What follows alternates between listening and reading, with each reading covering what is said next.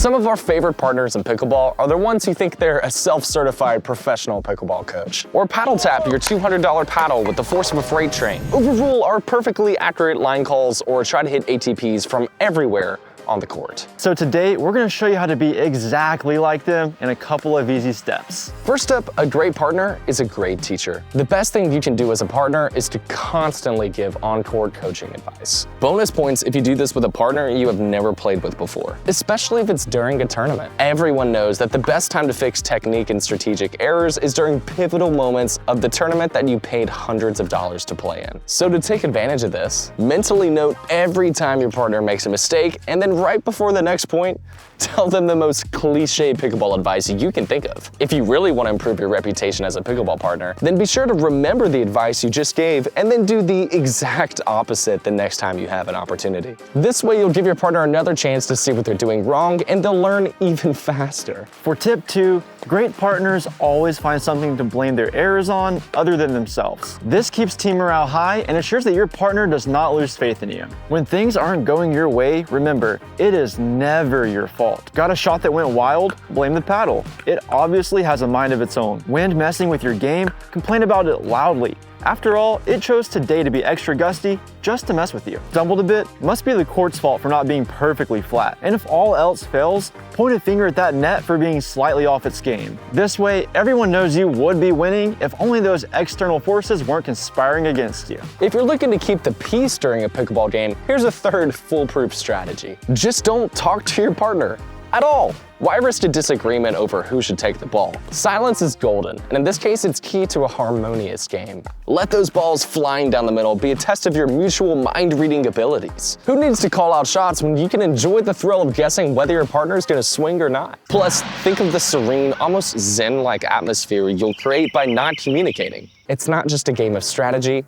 it's a way of life. Your partner will surely appreciate the quiet confidence you bring to the court, right up until you both miss the same easy shot. If you're truly aiming for the title of most valuable pickleball partner, then mastering the art of inclusivity on the court is key. What better way to ensure your partner feels like an integral part of the game than by speeding up cross-court exchanges and sending those high, majestic lobs right in front of them? This isn't just about keeping them on their toes. It's about providing a golden opportunity for them to shine defensively. Think of it as a hands-on workshop where they can refine their defensive prowess, all thanks to your thoughtful guidance. And remember, the harder your opponent hits the ball at them, the more they'll appreciate the chance to defend it, demonstrating their quick reflexes and intense focus. After all, nothing quite says teamwork like forcing your opponent to quickly back up or take one to the chest. It's not just about playing pickleball, it's about crafting an unforgettable bonding experience, one unexpected lob at a time. For tip 5, a great partner always sets up their teammate for success. As they're getting ready to hit a third shot drop,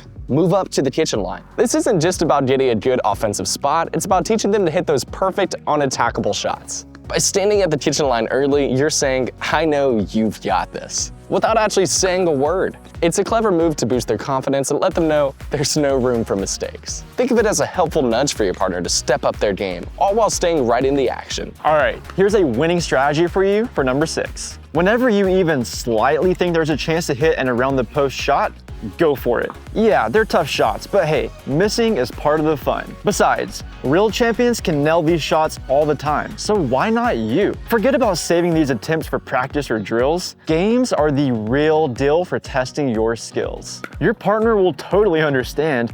Each time you swing for that ATP and miss, just remember, it's all part of becoming a great partner. Plus, think about all those stories you'll have to share about those almost amazing shots. Practice during a game? Absolutely. It's the best time to show off those developing skills. Now a tip straight from the playbook of pickleball mind games. Want to keep your partner sharp and ready for anything? Start pretending you're about to poach a ball from their side, but then, plot twist, don't fully commit. Just a little hesitation. It's like you're teaching them the art of patience, but on the fly. This move is not just about confusing your opponents, it's about giving your partner a crash course on adaptability. Every time you fake a poach and leave the ball hanging, you're basically saying, be ready for anything, partner. Plus, seeing their reaction when you dart across and then suddenly don't, priceless. Remember, it's all in good fun and for the sake of learning. Number 8 is a golden nugget for making sure that you dominate the court. Right as your partner is gearing up to serve, cozy up close to them, like really close. This isn't about breaking personal space boundaries, it's about sending a clear message. I've got this court covered. It's a subtle way to let them know you're ready to take on the majority of the action. And hey, you're just being helpful by giving them less court to worry about. Think of it as boosting their confidence, letting them focus on that perfect serve while you prepare to swoop in on any return. Tip 9 is about making the game extra thrilling for your partner. Forget those safe, boring third shot drops. Why bother building up a point the traditional way when you can go for glory with a low margin of error down the line winner? Sure, it's risky, and yeah, the chances of nailing it every time are slim, but imagine the look on your partner's face when you pull it off. It's all about living on the edge. Plus, it gives your partner a sense of solidarity, because nothing says, "I got this," like bypassing strategy for the sake of being a hero in the match. Just remember, it's not about the number of points you win, it's about making those few jaw-dropping shots that no one, especially your partner, will forget. Are you ready for a pro move? Whenever there's a ball floating in the middle and your partner is all set to take it with their forehand, swoop in and snatch it with your backhand. Think of it as a valuable lesson in partner dynamics. You're not just stealing the ball, you're teaching them a crucial life skill, not to get upset when future partners pull the same move. It's about preparing them for the unpredictable world of pickleball partnerships, where ball snatching is a rite of passage. Remember, it's all in the name of development. Number 11 is all about helping your partner improve their reaction time.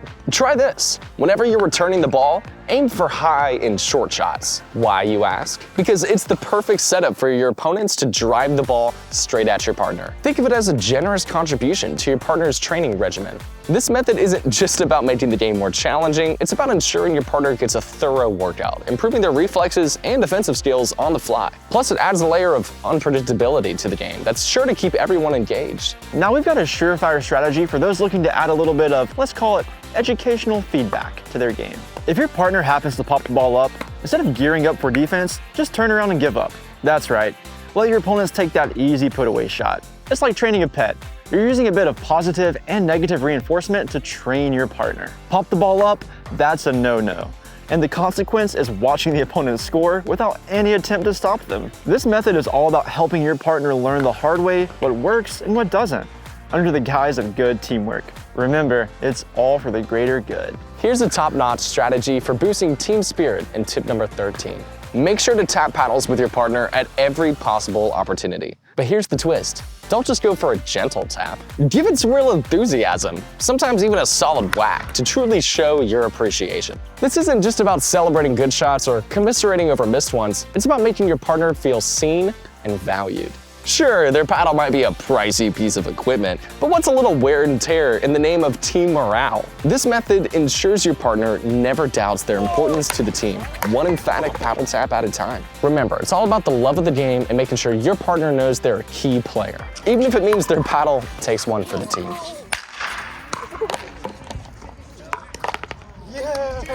Tip 14 is a clever trick that might just give you an edge on the pickleball court. After you or your partner serves, take a small step into the court. Yeah, you heard that right. Step in a bit.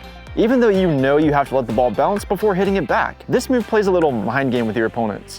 It tempts them to go for a deep return, thinking they can catch you off guard. But here's where the magic happens. They might just overshoot it and send the ball flying out. It's a counterintuitive strategy, but it's all about outsmarting the other team. And honestly, who wants to stand back and wait for the action anyway? Our final tip is when you're looking to add a bit of unconventional twist to your game. Try this. When your partner makes a call on whether a ball was in or out, confidently declare the opposite, even if you're not really sure. Yes, it might seem counterproductive at first, but hear me out. This isn't just about creating confusion, it's a deep strategy aimed at reinforcing your partner's confidence. By questioning their calls, you're giving them a chance to really stand by their decisions. It's like a trust exercise, but with a competitive edge. Plus, it keeps the dialogue open and dynamic, making sure that communication stays at the heart of your partnership. And sure, opposing your teammate might reverse the call, but hey, your eyes are better anyway. And there you have the 15 tips to becoming a truly exceptional pickleball partner.